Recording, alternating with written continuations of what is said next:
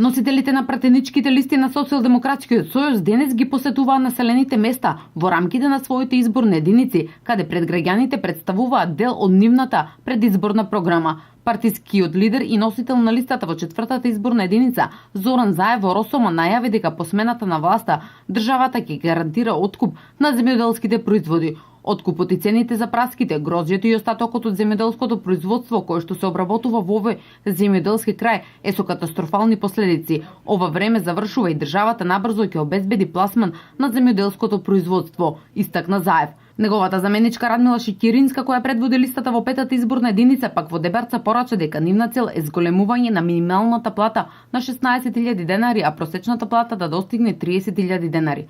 Во нашиот план за живот во Македонија предвидуваме зголемување на минималната плата за сите работници низ целата држава до износ од 16.000 денари. Со порастот на минималната плата ќе помогнеме и на просечната плата во Македонија да порасне до 30.000 денари за семејствата да можат да ги платат сметките, за да можат да обезбедат пристоен живот, рече таа. Додаде дека за сите во Република Македонија кои што има над 65 години ќе воведат државна социјална пензија, која што ќе им обезбеди сигурен живот.